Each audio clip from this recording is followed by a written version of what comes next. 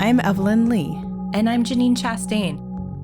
We're collaborating on curated conversations to explore how the industry of architecture is changing.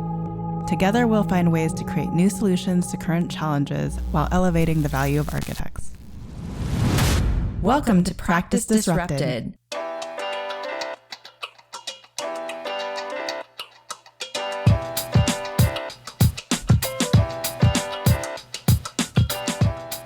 Hello, listeners. Hello, Janine. Hey, Evelyn. Hey, Disruptors. Welcome back to Practice Disrupted Season 4. Today, we're kicking off our 2022 series. This season, we're going to be continuing to push further on themes of disruption. Some of the questions we'll be exploring include: how are architects navigating the increasing pace of change? What additional drivers of change have we not explored yet?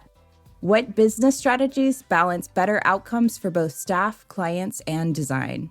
What emerging technologies have the greatest potential to move the industry forward? And what does return to work look like for architects across the country?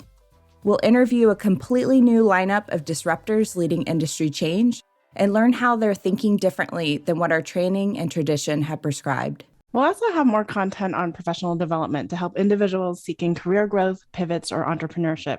And we'll have new conversations on diversity, equity, and inclusion. To help us welcome in the new year and the new season, we've invited Mark LePage, co-founder of Gābl Media and founder of EntreArchitect, to join us on the show. Welcome, Mark. Great to be here. I'm honored to be on the show. Thank you. We're so honored to have you on our show for once, since you are such a huge supporter, and we appreciate being a part of the Gābl Media network. So let's start this conversation by telling everyone who you are, what your businesses are, and what your passion is in the industry. Sure. I'm a registered architect. I'm the president and partner in charge of operations at McCarthy LePage Architects. So that's where it all started. I'm a partner with my wife, who's also an architect. We're based in Charlotte, North Carolina, and big aspirations to do residential development in the future. I'm also the founder and CEO of Gābl Technologies, which is the home of EntreArchitect, which is an online platform for small firm architects to access business resources and training to help them build better businesses. And then my third hat is co-founder and CEO of Gābl Media, the multimedia network focused exclusively on our community of architects, engineers, and construction pros. So, Mark, there are two things that I really wanted to cover on today's episode. One is entrepreneurship. Obviously, you're the go-to person in that realm. And two is podcasting. Given that our thesis is about change, I was really wanting to know, how have you identified a need for change in the industry, and as an output of that, created your businesses, and basically, how are your businesses addressing that need for change? Sure. And that's what it's all about, really. It all started as a practicing architect. Back in 1999, my wife and I launched our architecture firm and very quickly learned that there's not a lot of information about business at the time for architects. And I always joke that Anne-Marie and I make the perfect architect because she loves design and she's passionate about design and she's a fantastic architect. And I love business. I love the business side of architecture. And so the two of us together are really successful. And so that led me to a personal blog that I started writing about business and architecture called EntreArchitect. And that blog, there's a community that formed around it in the comments. Many of those community members are the same community members that are part of the EntreArchitect community at Facebook today. But that community sort of led the mission. Right? The mission was to build better businesses for architects. And by continuing that blog, that community inspired me to make it into something bigger. And in 2012, I relaunched the blog into a platform for small firm architects specifically to learn better business, to build better businesses so they can be better architects. And so that recognition that there was no information on the internet to teach architects business, that inspired me to move forward, to take that opportunity and create something bigger. Again, led and inspired by the community telling me that's something that they wanted from me. So that's how it all started. And then even today, that it continues to be an evolution of that original thesis. So going on that in terms of the evolution of your businesses, let's then talk about the addition of the podcast and how that's kind of evolved into Gābl Media. So Yeah. where did that start picking up? Yeah, the whole thing has been this evolution. I really feel I'm passionate about what I'm doing. I believe that I'm on a path. I believe that I'm pursuing my purpose. When I launched EntreArchitect, it just felt like this is what you need to be doing. This is, people talk about your calling. That is my calling. I need to go do that.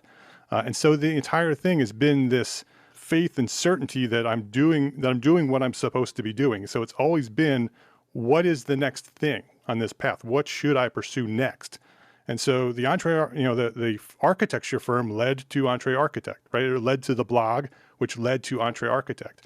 EntreArchitect led to this community exploding and becoming a global community of small firm architects, which then led to the EntreArchitect platform, where we have a membership and we have mastermind groups and business resources and all kinds of things there, courses and training.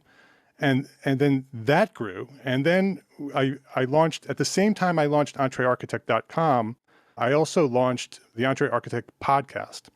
And I launched that as my 12-12-12 mission. On December 12th, 2012, I wrote in the blog saying, I'm going to do something life-changing for me. I'm going to do something, I'm going to commit to something that's going to change my life, and hopefully it will make the world a better place. That was sort of the mission. And then December 12th, 2012, at 12:12 p.m. Eastern Time, I launched the first episode of EntreArchitect Podcast. And that, again, was an evolution. I was writing the blog. The next thing I wanted to do was take it to audio, and I created the podcast, which then led to Gābl Media. I don't know how many years later, 2012, 8 years later, January 2020, I asked Jeff Eccles, my director of brand strategies here at EntreArchitect, longtime friend, longtime supporter of what we're doing. I asked him if he wanted to create a podcast, our second podcast, so a second EntreArchitect podcast. And I also was good friends with Dimitrius Lynch, who is my co-founder at Gābl Media. At the time, he was and still is the host of Spaces podcast. And I asked Jeff and Dimitrius to come together to create the Build Your Brand podcast. Jeff's brand is that he created at EntreArchitect is Build Your Brand.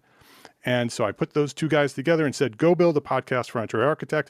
And that was pretty much the extent of my responsibility on that show. They came together, they created probably, I would say, one of the best podcasts in architecture in the world. I really think what they did there was really, really successful. And there is going to be a season 2. They're working on season 2 now. It's been a while. So just anybody listening, season 2 is coming. Be patient. But in that, we learned that there was this opportunity. Dimitrius and I worked really well together, but we also saw that there was this void or this opportunity to do that for other professionals.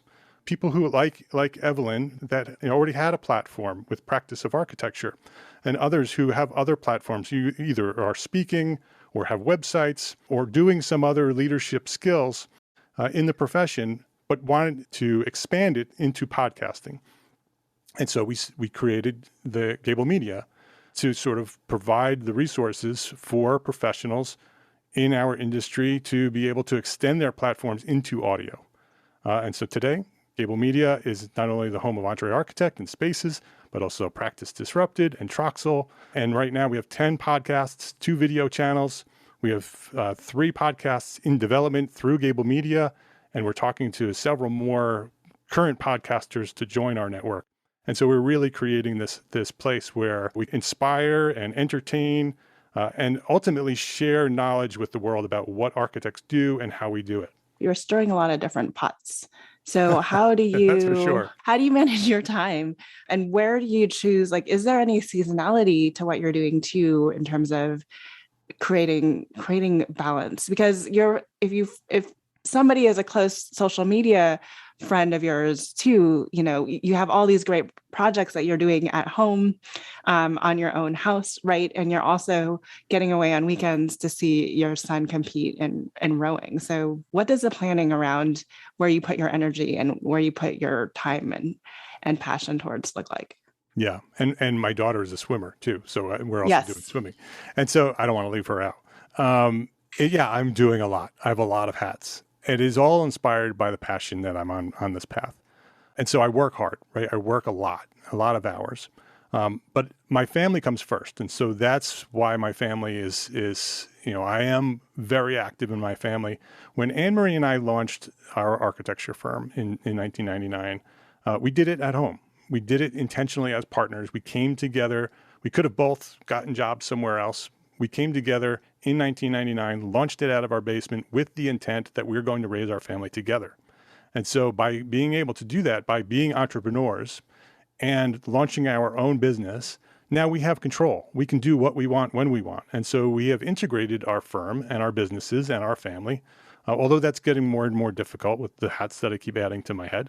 But we still raise our kids together. Luckily, they're older now. One's in Syracuse University, one's a senior in high school, and another is a freshman in high school.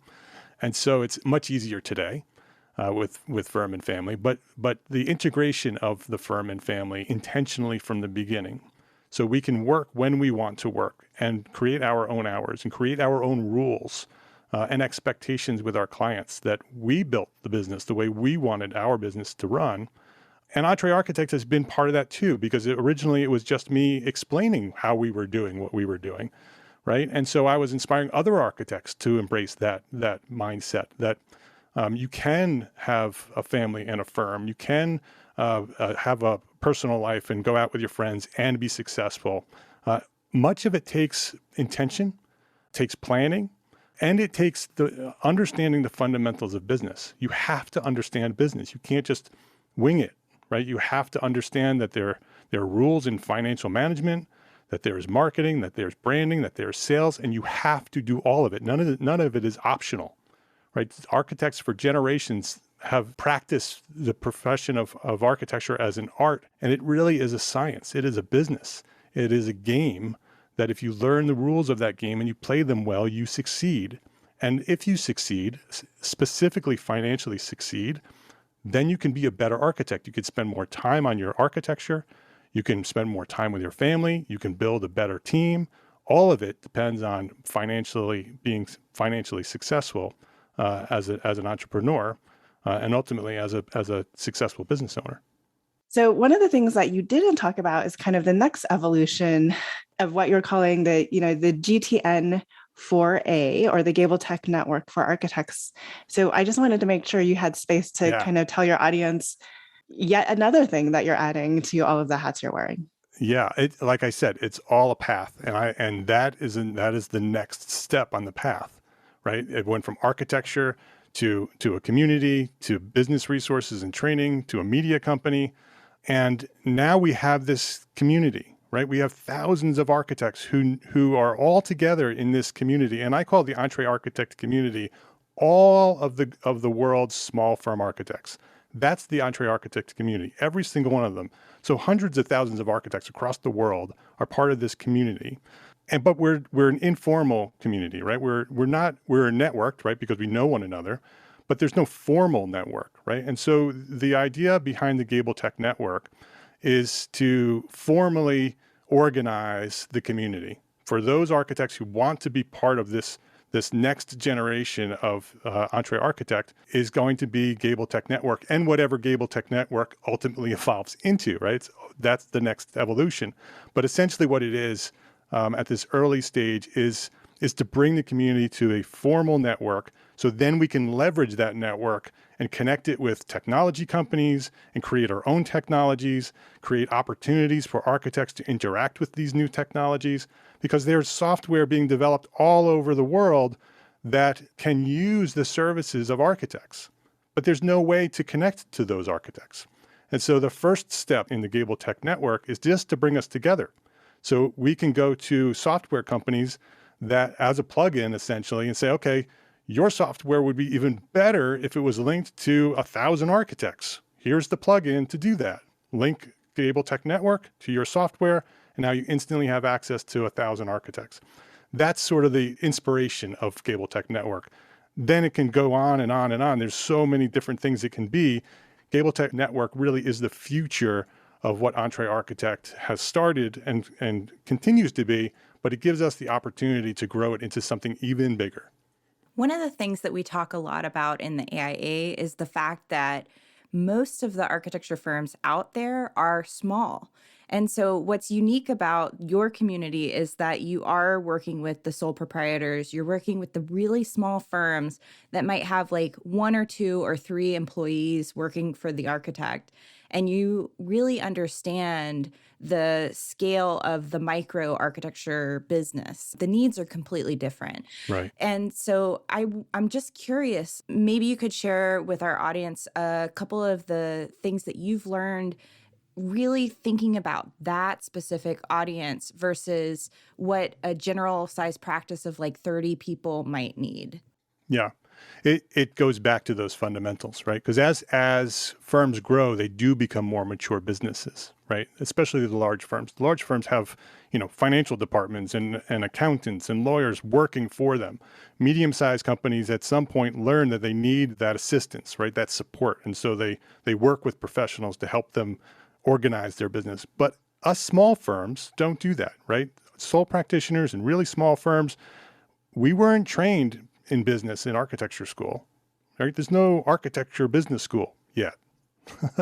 And so that is something that architects need, right? Small firms and sole practitioners need is that training. And so that's what EntreArchitect was founded for. That's what it's continuing to evolve into, specifically for that community. We've also announced another thing I didn't talk about. We also announced the EntreArchitect annual meeting, which is going to be the Small Firm Architect Conference, which is going to be in the autumn of 2022 in Austin, Texas. And that is, again, bringing the community together so we can do what we do, right, as small firms, because we do things differently. And so there'll be training there, there'll be opportunities to network, and we'll just have a good time there. But it is for us, right? Small firms and sole practitioners practice differently, right? Even when we're successful, it's a different thing, right? That's why the brand is Entrepreneur Architect, right? It's not good business architect, it's entrepreneur. When you launch your own architecture firm, you are an entrepreneur. You are taking a risk in starting this architecture firm to make the world a better place. That's what an entrepreneur does. And so every single small firm architect, sole practitioner who has ever launched their own architecture firm is an entrepreneur architect. I'm glad you brought that up because one of the things that I really want to talk about is your journey as an entrepreneur, because you have made this monumental step from where you started out opening a business with your wife to now having multiple businesses, and you're leading thousands of architects in all of these different endeavors. So how have you grown as an entrepreneur, and how has maybe your perception of either architecture or entrepreneurship changed as you've made that transition? Yeah, this is a theme that both of you have brought up on this show several times, is that architecture is not a given, right? Our profession isn't granted to us. It is earned. We have to continue to evolve. We need to continue to innovate. We need to continue to grow and innovate and evolve at the same rate as the rest of the world, because there is technology. There are allied professions in other industries who would be happy to take the work that we're doing and confiscate it from us, and we will have nothing, right? We will become obsolete and unnecessary. That is a reality, and I've heard you both talk about it many times on the show. That is what, from my point of view, what Practice Disrupted is all about, is the bellwether that's happening, right? That is happening, and if we don't do something about it, we're going to be obsolete. And so that is the thing that I discovered very early on, that the world outside of architecture moves much faster than our profession. And it's just the way we work, right? We are creative people. Traditionally, we've been like that, but we have to succeed, right, in terms of technologies, which is why Gābl Tech Network is so important, because it will allow us, it'll allow us as a community, as a network, to be able to increase our rate of evolution and innovation within the profession by coming together and being able to connect us very quickly with some of those other tools and technologies. That is the most important thing, I think, in the profession, that architects need to understand that the future is not guaranteed for us. I'm going to dive a little bit deeper. Well, we love to dive a little bit deeper on these topics. I participate in the EntreArchitect group a lot, right? And you get all the standard questions around codes and an understanding, a knowledge base of how do I launch a new business. But what you're talking to actually requires kind of a change of thinking. Mm-hmm. So because I'm in the EntreArchitect group and they're asking the questions that they need to ask to solve the problems that they're facing today. But it's really hard to get architects to think about the next level. And then a piggyback question off of that is, so much of what you just said talked about collaboration, which, as much as we talk about how we collaborate with contractors and how we collaborate with people to get our designs built, we are horrible collaborators when it comes to collaborating with each other. So how do you manage that mind shift change? And maybe even it's through further partnership with practice of architecture, so we can get there together faster. Also, have you seen greater, you've been in this for a while, so have you seen greater collaboration, and have you seen change in the right direction throughout all of this? Yes, 100%. 100%. In 1999, like I said, there was no information on business, right? And we were very, very secretive. Right? We hoarded our information, like the secret sauce of our success, right? There is no secret sauce. Business is business. There are fundamentals to business. The ones who succeed are the ones who learn the rules and play the game better than the others. That's the secret. Right? There's no secret. And so I believe that the things that have caused change, there's a couple of things that are happening here. One is that we're talking about it more, right? EntreArchitect was launched as a seed with the culture of sharing. My blog, my personal blog, was me sharing everything I knew transparently, which inspired other architects to come to the community and build the community, and they started sharing with one another in the comments. That launched into EntreArchitect, which again is a sharing, supportive place where we're supporting one another.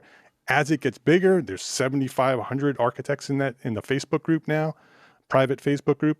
EntreArchitect.com/group. If anybody wants to join, you have to be an architect. But in that community, the culture is sharing and support, right? We are inspiring other architects to share their knowledge, and it happens every day in that group. And so we are becoming more collaborative.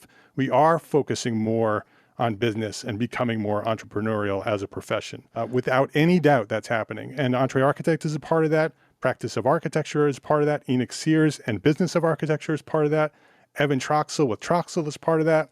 All of these different platforms contribute to that, right? We're all saying the same thing. You have to learn this stuff. You have to share with one another, and we will succeed. Other industries share with one another, right? Tech shares with one another. And so the more we share, the more successful we'll each become. That's how I see my purpose, right? That successful architects, when I teach individual architects to be more successful, then their firms succeed. And when more and more firms succeed, the profession succeeds. And when the profession succeeds, the world is impacted by that, right? The architectural profession is literally changing the world. We design the world. We create the world. So by me working individually, one by one with one architect, right, and inspiring that architect to do that again with somebody else, I'm literally changing the world, right? And which, from a dream as a kid, that's what I wanted to do. I just wanted to change the world. That's why I became an architect, right? Because I want to make the world better. And I see that happening. There is a trend that's happening. The other thing that's happening is that the next generation of architects come to the profession with that natively. They are coming to the profession with the expectation that they're going to be transparent and they're going to share everything and communicate with one another. They're doing it every day on TikTok and Instagram and not really on Facebook anymore, but they are natively sharing their information. From birth, they've been doing it, right? So when they become the next generation of architects, we've already started doing that. They are going to supercharge that. And they're going to be entrepreneurial and they're going to be tech focused. And so if we continue moving our generation in that direction, so when the next generation shows up, we've prepared our profession for them to take over and take it to where it needs to go. I am very optimistic, and I really do believe that architects are becoming more transparent and more collaborative. The other thing is that it is very hard. You see it at Practice of Architecture, I'm sure. I witness it at EntreArchitect. It is very difficult to get architects to join these courses, to take these resources, do what they need to do to train. That's why I launched Gābl Tech Network. That is the Trojan horse, right? We're going to force them to because we're going there, right? And so if you want to come with us, get in the network, EntreArchitect.com/GTN4A, GTN4A. It's just a list. If you want to be part of the network, that's the link that you want to go to, and we'll take them there, right? That's what Gābl Tech Network is. EntreArchitect pushes the information, right? Says, learn this, learn this, learn this, learn this. Gābl Tech Network is going to pull them, right? You're coming with us. Get on the train and we're going there, right? And the other way, it's, you need to do the work. With Gābl Tech Network, we're going to do the work for you. That is actually a really interesting shift in mindset. And I'm glad you pointed that out, because I know so many architects that feel overwhelmed or they're at capacity with trying to manage their projects, to keep their projects on time, on budget, all those great things, achieve great design, do the latest new code rollout, make sure their permits get through public approvals, all of that. And then there's this additional layer that's like, oh, and by the way that we practice the business is also changing. And you need to think about all of these internal operations for how you practice. So it's like this one extra layer that I think some architects don't feel like they have the bandwidth for. And what's cool is I think through this process of creating all of these shows and all of this information, it's digestible, almost like a catalog of all of these great pieces of information that you can go find something if you're looking for things on talent development or how to start your business. You can go, there's an entire network of people who are talking about these things. So it's out there and all they have to do is just listen to an hour or even maybe 30 minutes. So you in particular have quite the depth of a catalog with EntreArchitect Podcast. And I'm curious, like, looking back, are there episodes or moments in the creation of that show that you're really proud of, or episodes that stand out that you would really want to point people towards to look back on? Yeah, I don't have any specific favorite episodes. I am very proud of that show. I'm very proud. There's 430 plus episodes on that show now. And throughout this summer, we went bi-weekly. We're going back to weekly in 2022. It will continue. What I'm most proud of is that it has become a collection of inspiration, right? And encouragement, and a place where architects can go to find the answer, right? A library of audio education. And you can go to EntreArchitect.com/search, and you can search the entire blog and podcast. So if you're looking for a specific topic, you can go to that link and you can search for a specific topic, and you can find podcasts and blog posts all about what you're looking for. And so that's what I'm really most proud of, that it has become a place where architects recognize that that's a resource for them. It is probably the most popular thing, although the Facebook group now is also something that people recognize. When people meet me for the first time, they either say, oh, I've been following you on the podcast for years. Now I'm starting to hear a lot about the community and context and clarity and what Jeff Eccles is doing inside the Facebook group. But the podcast, I hear all the time that people launch their firms by the inspiration that they've gotten through the podcast, that they followed the podcast first, and I gave them the permission to jump, right? When they needed to jump, that I gave them the information that they needed to figure out how to run the business, gave them the knowledge that they needed to know this stuff. Either before or very quickly after launching their architecture firm. They need to understand financial management and branding and marketing and sales. It's not an option, it is a requirement. And if they really do want to change the world, that's the way to do it, is to build the business and then go pursue your passion for architecture. I want to go back to the quote, that you kind of said, every person that starts a new architecture firm is really being entrepreneur. And I think When you look at Fortune, when you look at Inc., when you look at all of these magazines that people usually follow, they see these, these startup companies, these CEOs, and they're like, oh, I am never going to be that entrepreneur. But you are. What are some of the basic lessons that architects really need to learn about entrepreneurship to really change their mindset? And I don't want to ask a leading question, but for instance, I was literally on the EntreArchitect Facebook group and they're like, we want a software that can do 20 different things all in one. Yeah. And the truth of the matter is the cost of doing business is going to be like, you need multiple different softwares to solve that package. So what are some of the mind shift changes that architects really need to make to go from this artist to entrepreneurship mentality that may be extra hard because we're architects? Yeah. Well, it goes back to understanding business and building businesses, right? But I think that's going to get easier, right? I think that the tools and technology that are coming are every day become more automated and more intelligent. Artificial intelligence and VR and all the things that are out there, the metaverse, those are not things that we should be afraid of. We should embrace those things and learn about them and how they can make us better at what we do. The mindset that the metaverse is something that is ridiculous and shouldn't be pursued by, intelligent architects is crazy, right? Metaverse is here and it's only going to get bigger. If you don't know what metaverse is, go Google it. You'll be amazed at what's happening. And architects can become the leaders of that, right? We have the skills to lead that. We can lead the technology revolution, not follow it, not resist it. We should be the ones that are pursuing it and innovating with it. Going back to Gābl Tech Network, that's another long-term plan for Gābl Tech Network, is to create that platform of technology that architects can use, right? I call it a practice platform, that they can go into this platform online and they can have all of the technology that they need instantly, right? Almost practicing as a national firm, but of individual firms, right? We're just a networked group of individual firms, but we have access, the same access that maybe SOM has or Gensler has with the technology stack that an architect might need. How that happens, I don't know yet, right? That's why I said this is just the seed.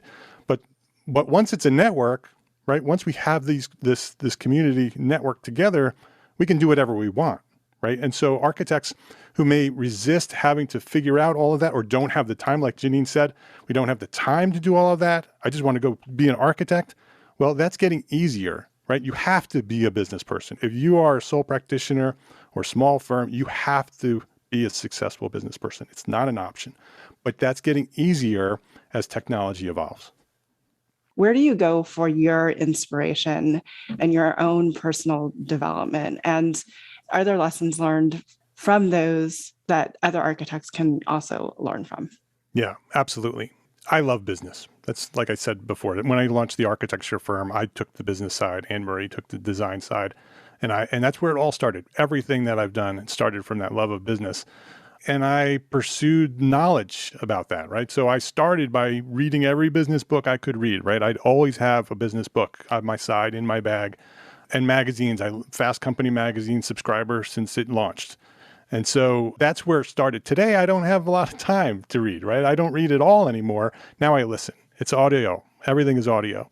And so podcasts and audiobooks is where I get my knowledge. And so podcasts, my favorite podcasts, How I Built This, Guy Raz. I love everything he's doing. Business Wars and Business Movers, both Wondery podcasts. Fantastic stories about business wars, traditional rivals, Ford and Chevrolet, Coke and Pepsi, tells the history of those companies so you understand where they came from, but then how they competed with one another. Fascinating stories. And it's all about storytelling. I really enjoy the storytelling. A great podcast about business tradition, basically about marketing and sales of creatives, is Two Bobs. That's Blair Enns and David Baker. One of my favorite podcasts is Acquired. That's a podcast by Ben Gilbert and David Rosenthal, who go super, super deep into the history of startup, telling the stories of Uber and Airbnb. Today, they tell the stories of every big company, and they go super in depth, really do all their research. Some of these podcasts are 2 and 3 hours long, telling the history of these companies, including Slack. Fantastic storytellers. Another great podcast, Fall of Civilizations. Paul Cooper tells the history of civilizations and how they fell, right? When you listen to that podcast, he's done 13, 14, 15 episodes, super in-depth history of civilizations, and it's the same story over and over and over again. This civilization grew and became dominant and ruled the world, and then famine came and they started fighting with one another and they killed one another, and then now they're gone, right? Sounds familiar, right? And you listen to those stories of the fall of civilizations, and you're like, oh my goodness, we are doing the same thing. We're fighting with one another, and there's famine, and there's global change, and that's it. It's not new. It's the history of the earth, right? And we are in it again. Super interesting. And then audiobooks. I am an audiobook addict. I used to be a business book addict. I just don't have time to read it anymore, but I really love biographies. I love reading biographies of great leaders, whether they're business leaders or political leaders or military leaders. It started with the musical Hamilton. I watched Hamilton, and then that inspired me to read the book Hamilton or listen to the book Alexander Hamilton. That led me to Thomas Jefferson, and then Thomas Jefferson led me to George Washington and Benjamin Franklin. And so I read all of these books through audio. Ulysses S. Grant, Leonardo da Vinci, Steve Jobs, Phil Knight, two amazing. Phil Knight is Nike, Steve Jobs, Apple. Hearing the stories of who these people are and how they became who they were is so inspiring to me. And the thing of all of these podcasts, and especially the history-focused ones, the biographies and the fall of civilizations, is that realization that this is not new. Nothing that we're experiencing today is new. Even the civil unrest that we're dealing with today and the political unrest that we're dealing with today, it is forever been going on. It is the same story over and over again. When you listen to the history of Ulysses S. Grant through the Civil War and after the Civil War, and the civil rights struggles that they dealt with immediately after the Civil War, literally the same thing we're dealing with today, right? 150 years later, we're still dealing with the exact same thing. It's so frustrating, but it's fascinating that it's not new, right? We've survived generation after generation. We've survived and thrived. And so that's where my optimism comes, is that we continue to overcome, and we continue to evolve, and we continue to get better. And so by listening to these podcasts and these audiobooks inspires me to keep going and try to be a positive force in the world. That's something that's really important to me, is to be kind and to encourage others to be kind and to spread love through the world, because that's what I think fixes all of the stuff that we're dealing with today. Is it really is about you being kind to everybody you meet, but inspiring others to do that same thing. And even the ones you don't agree with. Start with kindness, right? Start with encouraging and supporting, not ripping them down and teaching them, trying to show them that they're wrong. That's not the way the world changes. The world changes through love and caring for one another. I do really appreciate that about the EntreArchitect community, because you will frequently post in there a reminder to be kind. And even as discussions unfold, as they do, just a gentle reminder to treat each other with respect. And I really appreciate that, because architecture is, taught on this idea of criticism. And so I think that it's ingrained in us early on to point out the flaws and look for the errors and look for the ways that it's wrong. And so I do think, back to this idea around mindset shift, that it's a different way of thinking that we have to be kind of aware of in the way that we communicate with each other. Yeah. I think you're right. I think that architects are trained to be negative criticism, right? When we're in architecture school, we pin up our architecture work, and it is the job of the professor and the rest of your peers to tear it apart. I don't think that's a good idea. I don't think that's the way it should be done. I think we should show, how can this be better? How can we support this person? How can we encourage this person to go farther and better and go deeper, right? I mean, if somebody just shows up and hasn't done the work and hasn't put the effort in, that's one thing, right? Point that out, encourage them to do better. But what about that project can be better? How, if we brought all our minds together to this problem, how much better could it be, right? By just one person solving it and getting all the credit. What if 10 people tried to solve that problem and we all got the credit, right? Another opportunity for Gābl Tech Network. You have 100,000 architects all linked together. Imagine the problems that we can solve in this world. That's really exciting. When you take it to the very as far as you think you can take it with a network, imagine 100 architects coming together to solve a global problem. We could fix those problems if we came together and collaborated as a profession. So I can remember when I started trying to learn about entrepreneurship in school, and I was super curious, like trying to get my head around what is entrepreneurship.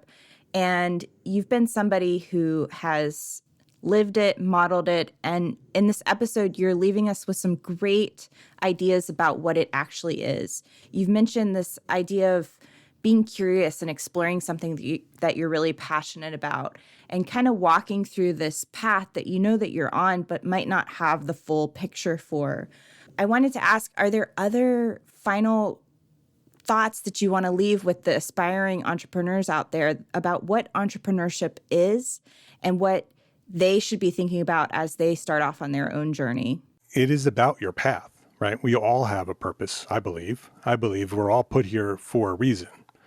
And finding that passion, right? Finding that purpose is hard. Sometimes it's really easy. Like for me, it just, here you go run with it. And the recognition that I should acknowledge it and run with it is difficult too, right? Because there are sacrifices that I had to endure and continue to endure to be on this path, right? It would be a lot easier for me to go get a job with Gensler and go make a lot of money and come home at 5 o'clock and, be done, right? And not have the pressure of trying to change a profession that's going to ultimately change the world. That's a lot of pressure, right? And so but that's my purpose, right? And acknowledging that's my purpose. And so I hope to encourage others to look for their purpose. And it may be in architecture, but it may not be in architecture. It may be, your path may have included architecture in order for you to learn the skills in order to do what you ultimately are here for, right? It may not be an architect. It may just be the skills of an architect that you need, right? I am fully embracing what I'm doing, and I am still a licensed architect, and I am 100% an architect. So we can go there if you want to go there, but whether I design buildings or not, I will always be an architect. And so the recognition of that's my purpose, I hope others recognize that too, to not be afraid to go in a different direction, right? Your path may lead you in a direction that wasn't what you thought it was going to be. For me, never in a million years did I imagine I'd be a CEO of a media company. No way, right? It's just that's the path that I'm on. And I just keep moving to the next thing. And so I encourage everybody to do that, to look at where you can best improve the world, right? How can you inspire somebody to be better, right? To be kinder, to make the world better. If your strength is not in design, then you should go pursue your strength, right? Because your strength is going to have a bigger impact in the world, which ultimately will make the world better. And so that's really what I'm hoping to do. And I encourage others to do the same thing, is to acknowledge your strengths, acknowledge your purpose and your passion, and just keep moving forward in that direction and just let it go where it goes. And you will be amazed on the impact that you can have on the world. So, Mark, I think that's an incredible, powerful statement to leave architects. And I think there's a lot of architects that are probably going to kind of leave this episode wondering if they're currently following their passion in their existing roles. I'd love to leave our audience with an additional takeaway from this. given your history and everything that you're working on in support of the architecture profession. So what is one, in addition to what you've just left us with, what is one main idea or lesson on change needed in the practice of architecture that you'd like to pass forward to architects, emerging professionals, and also industry disruptors that may be listening? I have a motto that I use and that I encourage others to use. And when architects hear it, the hair on their necks stand up and their hackles go up and they get really defensive. But then they listen and they think about what I just said. And I usually have to encourage them a little bit more. But, it's profit, then art. It's profit, then art. And I know when people heard me say that, they get defensive, right? Architects shouldn't be focusing on profit first, right? Or profit only. We're not going to sacrifice our art for profit, but that's not what I'm saying, right? It's profit, comma, then art.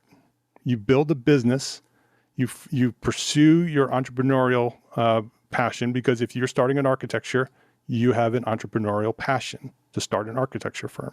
In order to be successful at that, you need to build a business that is profitable. It must be profitable. You must earn profit in order for that company to grow. Once that company continues to grow and it becomes healthy and sustainable, right? That's where the profit is. That's the fuel for that company to continue to grow. Then you can pursue the art at a much higher level. You could be a much better artist. You could be a much better architect. You could have much more impact on the world with your art if you are financially successful, if you are business successful. And so that everybody who's listening should write that down and pin it on their workspace. Profit, then art. It's not profit before art. It's not profit instead of art. It's not sacrificing art for profit, right? It's not pursuing profit for sake of profit. It's profit, then art. It comes in that order. You need to build a successful business. Then you can become a successful architect. I understand what you're saying, Mark. I think that those are wise words because one feeds the other. One allows you to take the next one further. And so anyone who really wants to do elevated design at the best that they can learn from this lesson that it will increase what you're able to produce. It will make you be able to invest in your staff and your business in a way that will champion design at the highest level. So I love that as a closing idea or lesson on change. We are so grateful for everything that you're doing for us to be able to produce the show, to help our own entrepreneurial dreams come true. Honestly, since we started the show back in 2020, being able to do the podcast has helped Evelyn and I take our preliminary research on change in the industry further and to practice what we were saying and refine it. And also it's supported both of us being able to pursue our entrepreneurial dreams. So both at Practice of Architecture and Apostrophe Consulting. So thank you for that. It means a lot to us to have you on the show and to be able to celebrate 61 episodes. And we have 20 new episodes coming up this season, including this one, with new thought leaders that are going to be talking more about disruption in 2022. We are looking forward to a great season and more, and look forward to continuing to collaborate with Gābl Media going forward. Thank you, Evelyn. And thank you, Janine. I appreciate you for having me on the show. I appreciate you for taking the risk to coming to Gābl Media with Dimitrius and me and letting us help with this dream of yours. I'm also very, very proud of you both on what you've accomplished here. Building a better profession has to happen with more than one person, right? It has to be our community. And by having a show like yours that is talking about the things that are hard to talk about sometimes in our profession, it is making it easier for others to talk about it, right? By having that forum of a place where we can come and have those difficult conversations about disrupting the profession in a very positive way, I applaud you both. And I'm very proud of the work that you have done here. And I'm really looking forward to the next 60 episodes. Hi, Disruptors. If you like the content from today's show, you can find all of our past episodes over on practiceofarchitecture.com/podcast. Be a part of the conversation by joining us, our speakers, and others in our community at practiceofarchitecture.com/community. Our social media handle is @practiceofarch. That's @practiceofarch. We love to hear from you. Drop us a note to say hello. This show is part of Gābl Media. You can learn more about other podcasts and video channels in our community by visiting gablmedia.com. Thank you for joining us on Practice Disrupted, a podcast by Practice of Architecture. Tune in next week for a new conversation on change in the profession.